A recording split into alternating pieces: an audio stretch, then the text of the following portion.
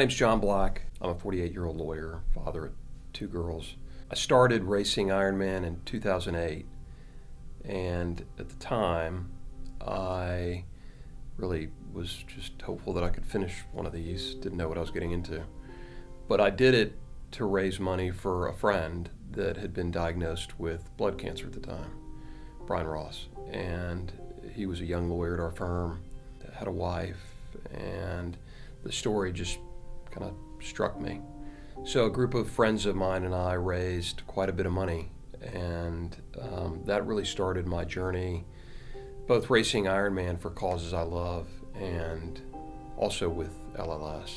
Some years later, after I'd raced 5 or 6 of these, I met a friend named Bob Jordan that is kind of an Ironman legend, and he had raced for many years under the banner Doing It for Emily. He had lost his daughter at a very young age to a blood cancer, and he heard my story. He heard that I'd been doing this quietly for years, raising money for friends, and invited me to apply to the Kona World Championship, which had been a dream of mine, and frankly, for a slow, middle-aged guy, was an impossibility to qualify for normally. After talking to Bob some and being introduced to LLS, I applied for their position and was granted entry into the 2015 Kona World Championship. I raced that year and set, at that time, a record for fundraising, about $150,000, and did it under the banner Doing It for Emily. It was a real honor to represent Bob Jordan, LLS, and the memory of Emily Jordan racing the Kona Ironman. The Ironman is a crazy sport. It is 2.4 miles of open water swimming, followed by 112 miles on a bike, and then a marathon, back to back to back, with time cutoffs. And there is no rest, there's no stopping. It is a very, very tough day. I often get asked the question, what do you think about out there? And I'll say that for me, the Ironman is a day where you go through every emotion: joy, sadness, pain, elation. It just comes and goes. And there are times where your mind goes kind of dark, where you really, for me, get into kind of a quiet place. And those are the moments where I need something bigger to push me. For me, that story's always been, the pain or the suffering or the stories that I hear in others, their lives, and the things to push me to do things that are bigger than me, that will leave an impact. So the Ironman is just a beating. And I believe you need something big to push you through and to push me through a day like that. I hung up my Ironman racing days after Kona in 2015, in large part because it had dominated my life and my kids had had asked me to stop.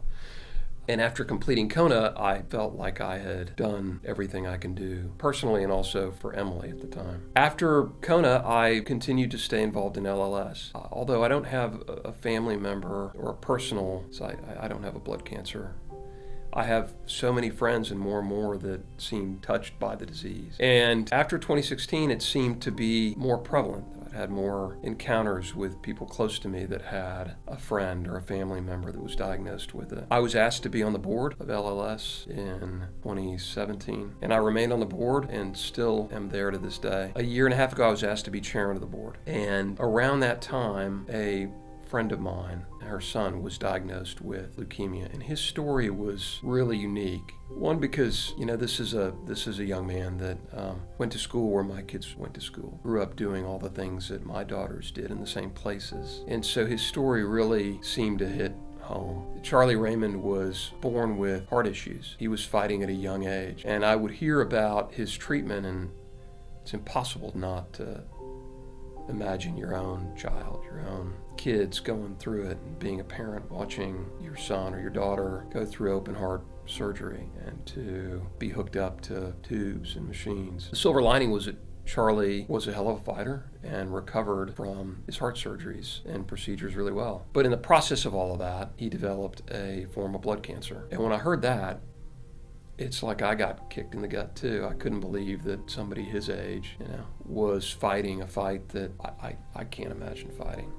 as a grown man. And I'd see photos of him that his mom, my friend Leanne, would post smiling. I'd hear stories about him playing with his siblings and reading stories with his mom. And it seemed that this young man had courage that I can't even imagine mustering in the face of something that big. And his family's faith and his joy kept them pushing through procedure after treatment. And he went to MD Anderson, finest cancer center in the world, and got to ring the bell. And I'll never forget seeing the picture of him ringing the bell. And that's a moment where you're told, this is behind you, you're cured.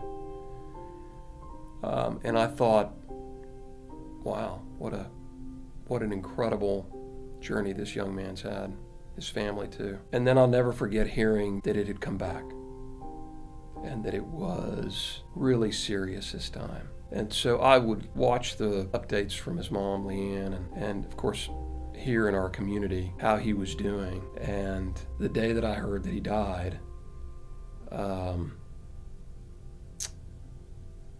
I just sat and thought, I can't imagine what it would be like to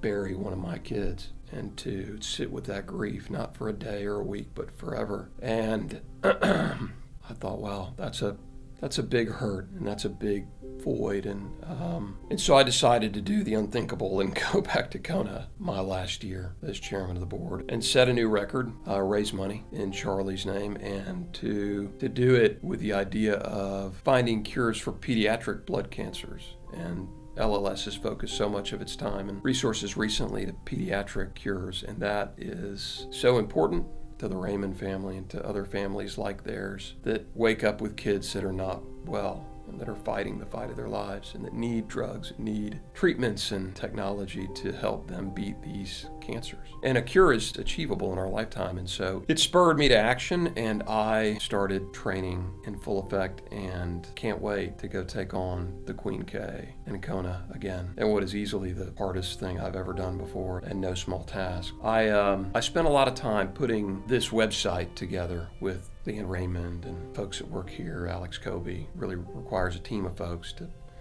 to tell stories. And as a trial lawyer, you tell your client's story for a living. You're tasked with telling the story that is important to them, most important often. And this is maybe the most important story I've told to date, because even after I'm done, it's a story that will live on, I hope, and fuel people to change, to do good, to leave a mark, and to find cures, something bigger than themselves. And that kind of story is the kind worth telling. It reminded me of a story that Leanne was telling me, Charlie's mom, about what Charlie loved doing as he was fighting cancer later in his life. He loved to read, and I thought back, my kids and I loved to sit in bed and read at night when they were little. Charlie was just 5 years old when he was going through all of this. He loved Winnie the Pooh.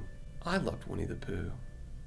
I don't know many kids that don't. There's a saying in one of Pooh's books when he's asked by Piglet, where are we going? And Pooh tells him, we're going home. And there's an image of Winnie the Pooh holding a red balloon in one of these books, and it struck me. When Charlie passed away this past February, the streets of his neighborhood were lined with children, younger and older, that knew him and his family, cheerleaders from the local high school and junior high, and they were all holding red balloons. And it was a rainy day, a really dreary day, but they were out smiling, red balloons held aloft, and they had signs that said, "Live like Charlie." I think the message here is not one so much of grief, although it's a terribly sad story. It's one of hope, that Charlie was a kid that lived with a lot of courage and joy and a lot of hope. And that's the message. That's the story we want to keep telling as we raise money to fight blood cancer. And the goal here is to raise $250,000. And I vowed that when, not if, that goal is achieved, I'll cross the finish line at Kona holding a red balloon. And as I cross, I'll float it up to the heaven for Charlie to see and smile. And that won't be the end of the story. That'll be the beginning. Because I think that this journey is one that, although it may end for me in Kona, I think it'll continue for the Raymond family and all the things they do, and all the good that they do and have done, and for others that hear it and use it as an inspiration to do something bigger and better so that they too can leave a mark and live like Charlie, no matter what the age. You're fast. You're so fast. He's so fast making the corner. And boom, you made it. Get it. When I was Major League Baseball, I would hit a home run. You are. Let's do it. Yes, get it. Good swing.